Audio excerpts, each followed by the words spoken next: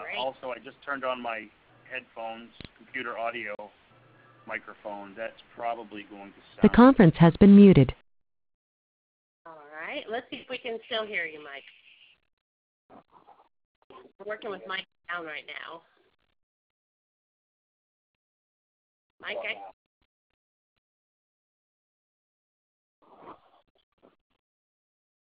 Hello? There we go. I was going to say, there's no way that I could do this webinar. To talk about pin and chips and pins and clients and all that good stuff. So I'm glad we've got your audio. So we will get started here in just about 1 minute. Just wanted to give you guys some housekeeping things.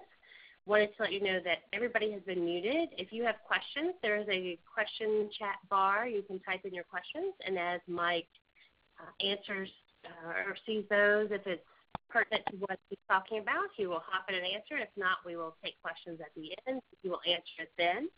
But wanted to welcome you guys to the CCSA webinar this week, the outs and ins of chip and pin, with Mike Faulkingham, who is one of my favorite people in the universe because he's so funny and knowledgeable.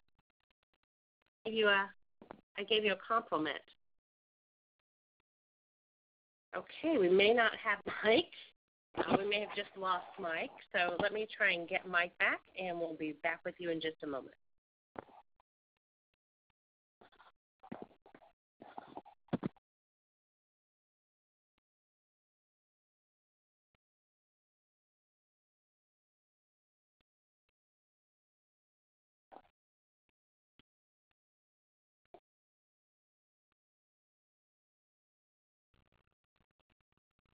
Hello? Mike? Yes. Okay, we thought we lost you there for a minute. I think you did for just a minute. All right, well, now we have you back. So I was actually giving you a compliment, saying how much I liked you because you were funny and knowledgeable. Wow, I hope this... I'm glad that this is being recorded then. I know, right? Well, you missed it, so I may be able to edit that out. But we wanted to welcome... this is a hot topic right now, so thank you, everyone, for joining us. And for those who are not CCSA members, this is just a little sampling of some of the benefits that we offer to our members. So thank you for joining us. And like I said, there's a couple of housekeeping. First of all, everybody is muted. So if you, that's just to avoid background noise. And we will be recording this. So if you're in attendance, I will send you a recording after the webinar is over. It's usually later in the afternoon. It takes a while for me to download it. And if you have questions, type them in. Mike will answer them as they're pertinent to his presentation, or he will wait to the end of the presentation and answer those at the end. So type all your questions in. And at the end also, when we're done, you'll get a brief survey. It's 2 questions. And if you'll please give us some feedback, it's very helpful in our planning on what you're looking for and what we can do as a CCSA to help you in the future. So, Mike, and you just changed your company name. It's Payment Consulting Group. Is that correct now? That's right. Yep, Payment Consulting Group. Fantastic. See, I was so used to saying Faulkingham Merchant Services. I almost said that. So, so welcome, Mike, and I'll turn it over to you. Great. Thanks so much, Laura. For those of us who don't know me or haven't spoken with me, my wife and I own Payment Consulting Group. We work with CCSA members to help them save time, money, and frustration in accepting debit and credit cards for payment. One of the very important things for us to have all of you, whether I know there are some non-CCSA members here today, it's really important for us to have you understand that we are a partner first and a sales organization secondly.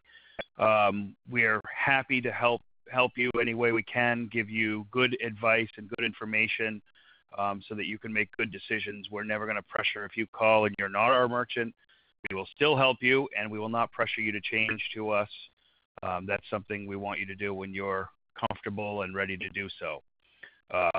So having said that, let's get started on the started on the presentation here.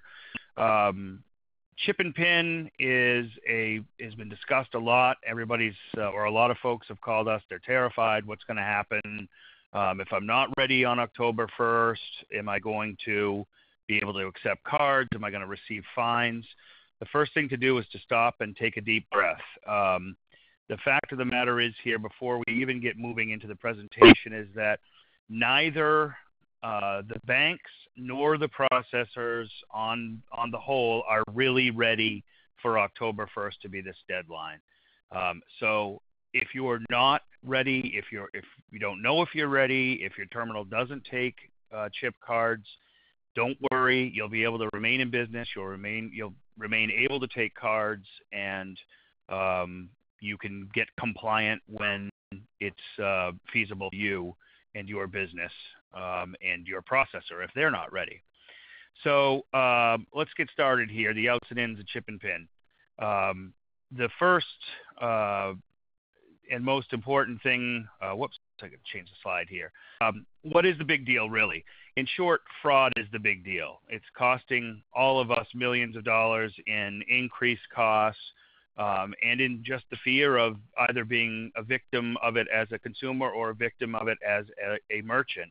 And in my case, having a merchant be a victim of it's a really big deal. We want to protect you so that you don't have to fall prey to these knuckleheads and potentially lose money. In the past, most, if not all, fraud, as long as you were making an effort to be good about how you handle credit cards, you would almost always be covered for any fraud that happened at your store. What they're calling this is a liability shift. What that means is, in a certain situation, you'll now be responsible for a sale that's fraudulent, where someone uses a fraudulent card. So what we were saying for a long time is try to have a terminal capable of handling the new cards that are being issued by banks that contain a little computer chip.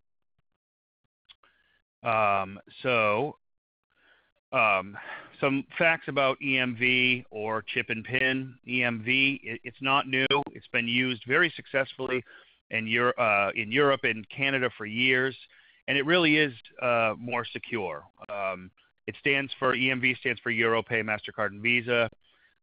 It does standardize anti-fraud practices. And one of the nice things is if you're a traveler, a world traveler, your card will now work successfully if you travel in any place that EMV is used.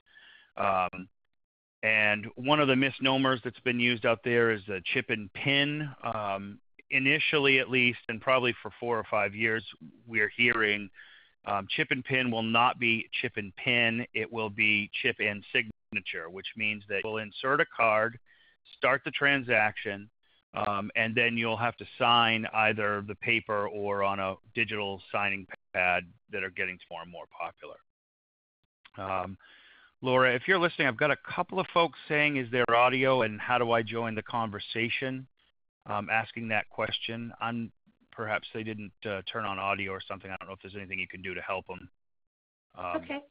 I'll respond to those right now. Great, thank you. So eventually it will be chip and pin. Eventually we will move away from the idea of signature because the pin simply is more secure.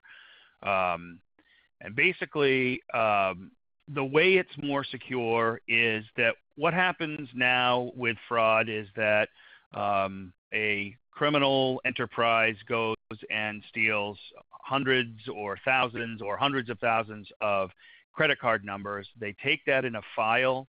They get a bunch of real credit cards, and then they reprogram those credit cards with the stolen numbers. So they steal a credit card that says John Smith on it.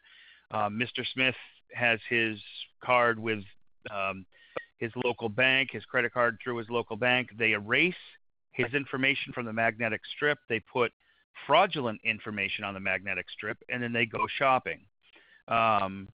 And the way that chip and pin will circumvent this is that if you can put the card in a chip and pin or chip and signature machine, that chip actually becomes part of the physical data transfer within the terminal, and there's no way to use fraudulent cards yet.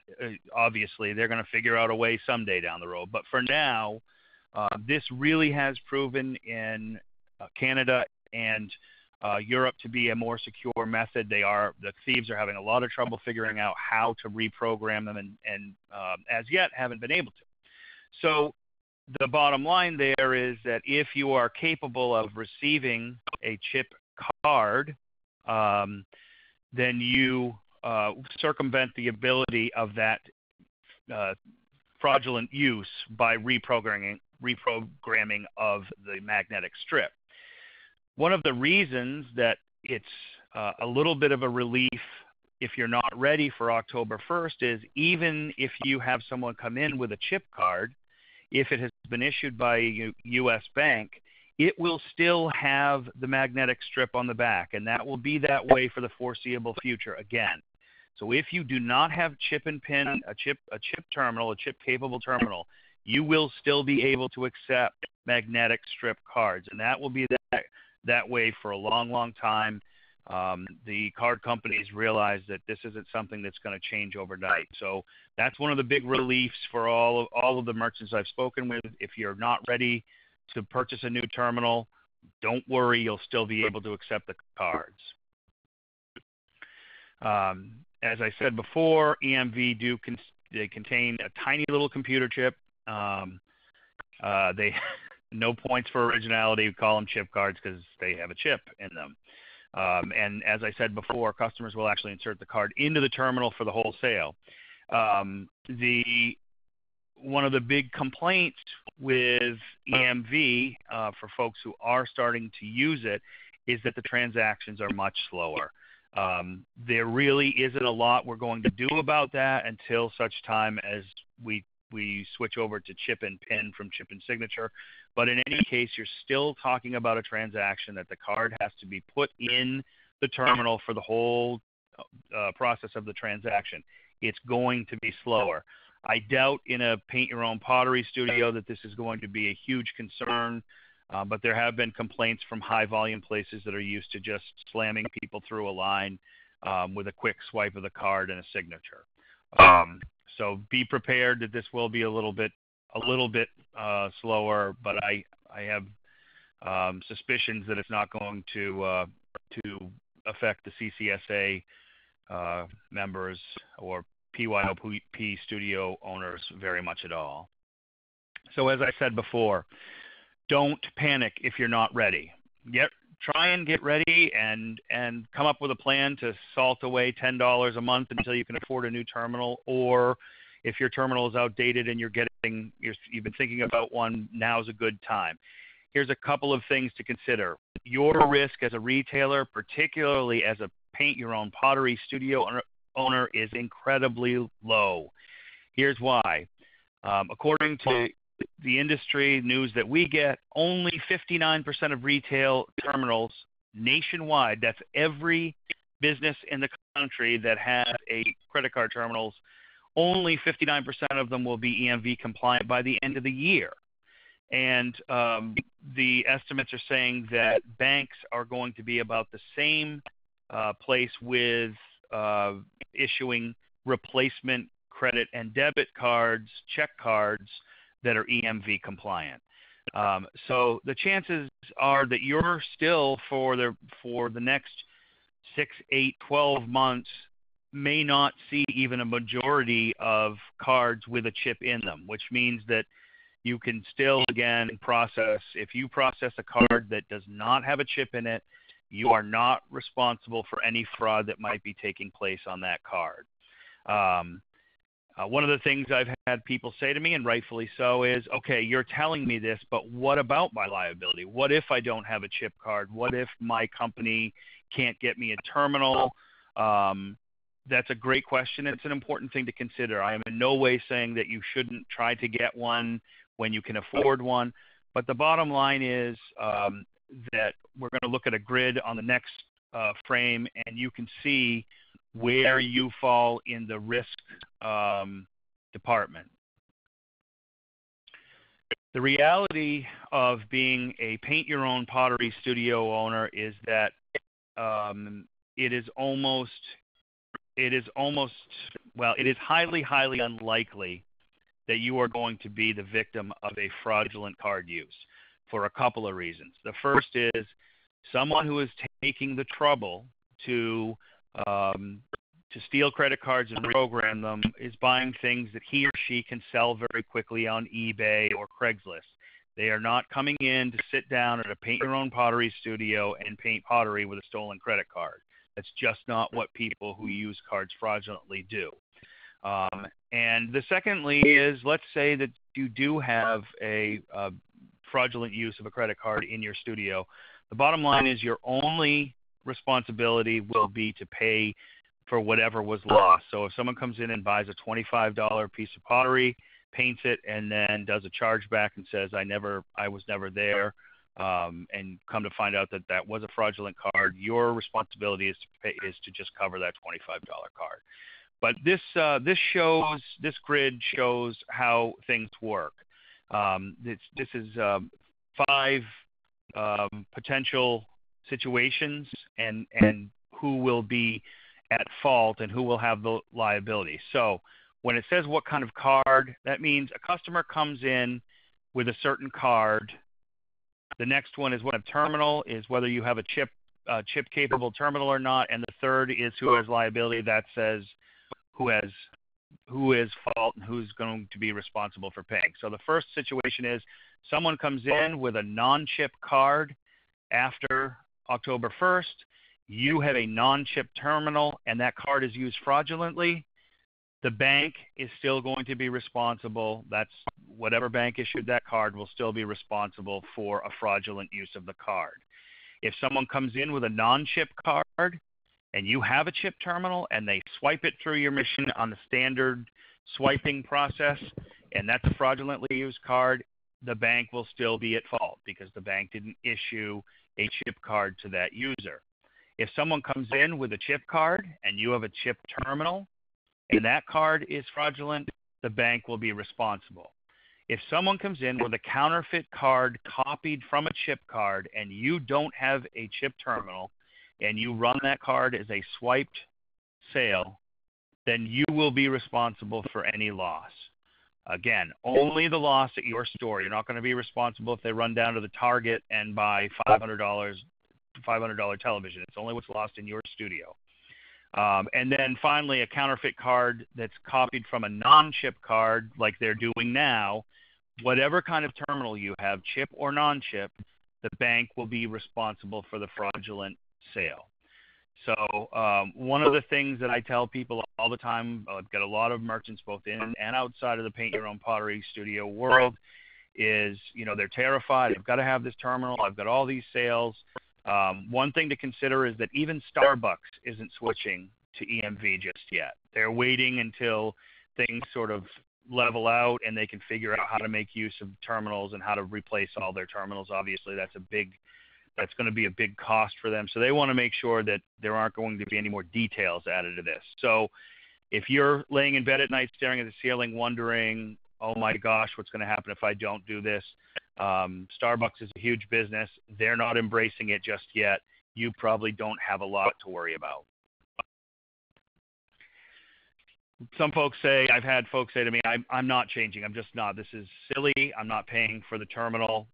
And I say to them, you don't have to. You don't have to change. If you do have a sale that's fraudulent, you will be responsible for it. That can be scary, or it can be not that big a deal.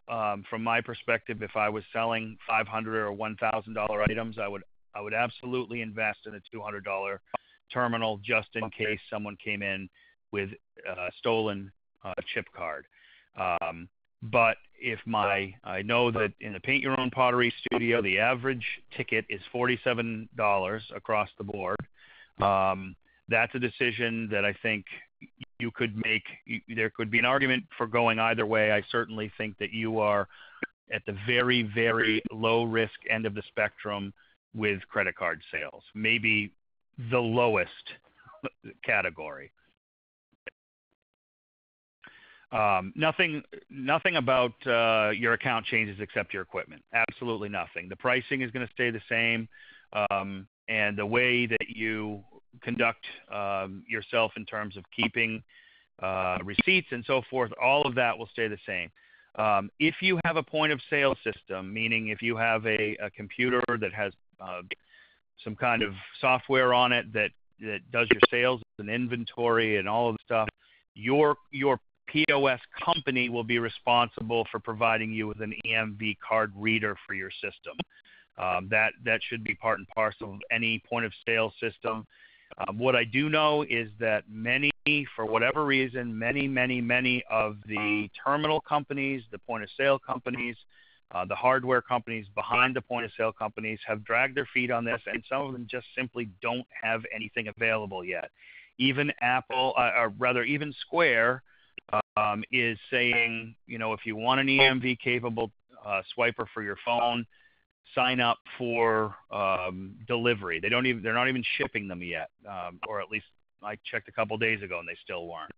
So there again, if you're using something that's not a standalone terminal on your counter, ignore all the hype and contact your company and say, hey, when will you be able to ship me an EMV card reader? They're all aware of the need, and they should have a good answer for you.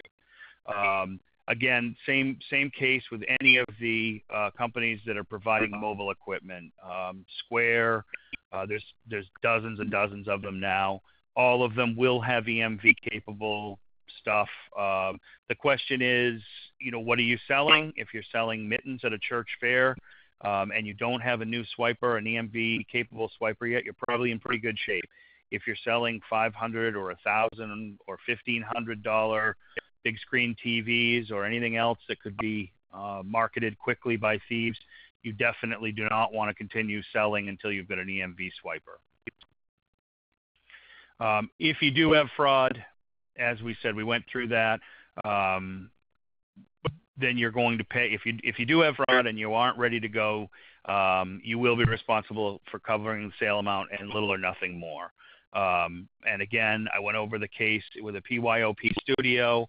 The chances of someone using a fraudulent card to come in and buy something in your studio is infinitely small. That is just not what big-time thieves who are capable of this high-tech process, that's not what they're doing when they steal credit cards. They have a very clear mission when they do this, and no one wants to sit somewhere where they can be recalled and remembered if they're involved in a big fraud process.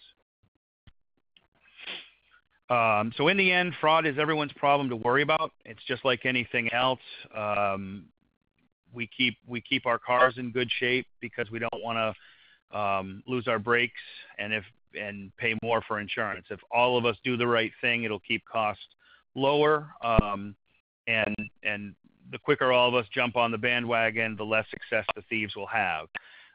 That's the reason to become EMV compliant. It's not because you're scared of what will happen if you don't, or if the credit card police are going to come and take you to jail. There's no such thing. No one's making anyone do this immediately. I'm just looking at a question here. I'll get through this. We're almost done here. I'll get through this and then answer questions if that's okay. Good practice with accepting payments of all types, whether it's cash, checks, or credit cards, is still the best way to minimize theft. For a whole host of reasons, I've had people chuckle when they're talking with me and they say, well, I don't keep my receipts, it's not something I see as important. If you're not keeping your credit card receipts now, you should be. You always should be. We just had an event happen with a merchant where one of their young folks missed a $500 item when cashing someone out. We were able to go in, get the credit card number, and get it charged for that item because that person kept their credit card receipts. It's always a good idea for dozens of reasons, fraud being one of the most important ones. Keep a copy of those receipts and keep them under lock and key, and keep them for a couple of years. There's no reason. They're small enough. If you keep them in boxes, there's no reason that they need to be a big deal. Put together a plan of action for getting compliant with EMV rules. If you know the $200 cost, and it's certainly I do not look down my nose at people who say, boy, I can't afford it right now. I know September's a tough month for PYOP studios. Set aside 10 or 20 bucks a month, and when you're ready, we can set you up. One thing I would say to anyone is do not get talked into leasing of credit card processing equipment is always a horrible deal, and it's usually done by unscrupulous third-party companies that even if you get angry with your processor and change, you're stuck with a terminal that will not be able to be used with your next processor. The other thing to remember is if your processor, I've heard of these cases where processors are threatening people and saying this is the law, you have to be EMV compliant and you have to buy your terminal for $1,200 or $1,300. That's absolute hooey. You do not need to spend $1,200 or $1,300 on a terminal. That's silly. We all pay pretty much the same for terminals. $200, $300 is completely reasonable. The wireless EMV terminals are more expensive. They're $400 or $500. That operates on a cell phone network. It's a carry-around terminal that logs onto a cell phone network. Those are $400 or $500 for the EMV ones. There's very little reason to use one of those. Very few merchants would require one of those over a mobile phone with a swiper. But that is a case where they can get more expensive. And then lastly, call or email us with questions. All of our information is available on CCSA website, and we are happy to help people understand what's going on, overcome fears, because there's just nothing to be afraid of here. Again, if I was the processor of record for a big group of people that sold electronics, I'd be jumping up and down and saying, please, please, please be compliant because the thieves will be on it.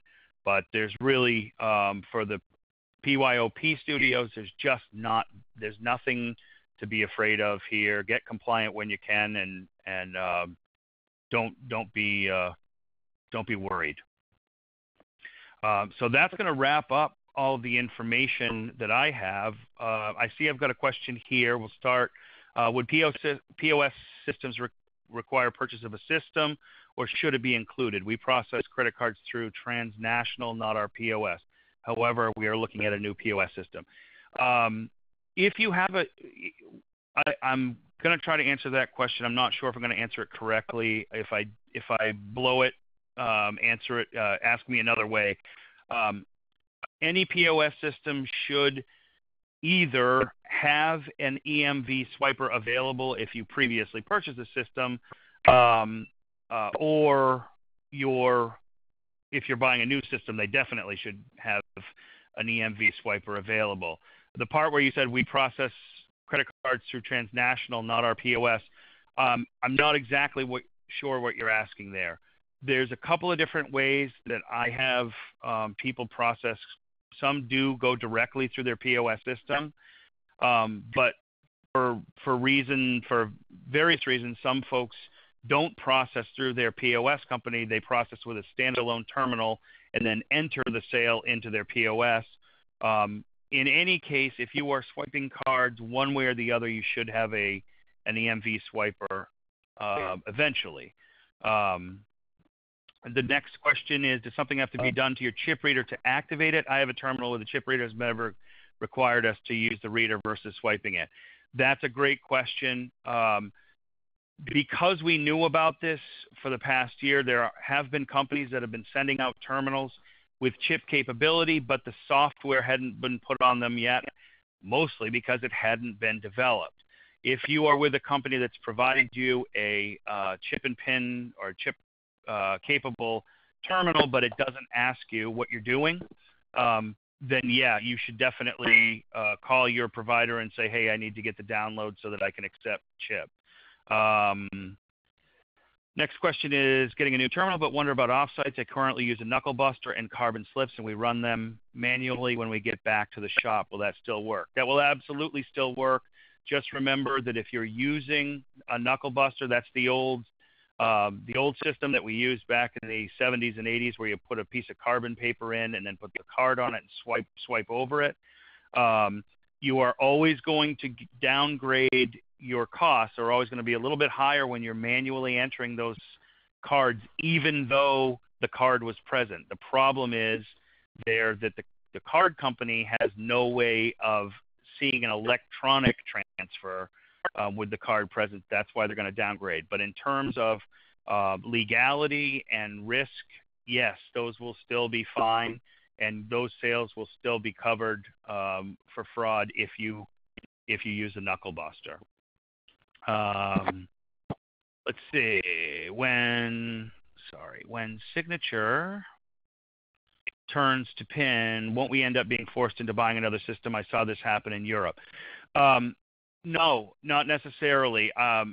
What most of the cards, this is another complaint that the industry is trying to respond to, is that folks are saying, well, I used to have my terminal up here, and people would hand me the card, and I would swipe it, and then I'd give them a paper receipt, and they'd sign it.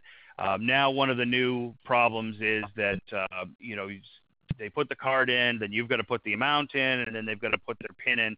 I think the worst case scenario, what we're going to see with a situation like this, is that if your terminal is going to be in a place where it's annoying for you to be flipping it back and forth, there is a chip card reader PIN pad that's, I think, going to become very, very popular, where folks will put their chip card into the PIN pad. It will actually receive cards, enter their PIN, and then you'll go about your business. So you don't have to flip your terminal around and let people enter their PIN and put the card in and all of that. So that's a great question. And my thinking is that this is going to become more of a concern because so many retail businesses aren't used to turning their terminals around for people to use. All right. Well, great information there, Mike. Anybody else? We're getting near the end of our time here. Anybody else have any questions you want to pop in there? Mike, unbelievable. I mean, great stuff. I've gotten 2 credit cards that had pens in them, and one of them has had to be returned 3 times because the pen won't read or goes inactive. So there's going to be a lot of transition issues as we move forward. So thank you for addressing this. And if we don't have any more questions, just wanted to remind everybody that we are recording this. I will send you out a link later in the afternoon. It takes a little while to download, and as you exit today, please be sure to take the survey. It's 2 questions. It'll take you 2 seconds, and your input is very important to us. And thank you, Mike. Your information is on the screen there, and I know that you are in our chatter, so on Facebook. So if anyone has any questions, I'm sure they can call you or Absolutely. text you or email you or any of that. So thank you very much, and thanks for all your help with understanding all of this and getting us on the right path and being a great supporter of the CCSA. So thank you very much. Thank you. Happy to do it. All right. Well, great. Well, thanks, everybody, and we're going to end our meeting now. So thanks, Mike, and Sharon was on here as well, your lovely wife. And so it was good talking to you all today, and I hope everybody has a great week. Thanks so much.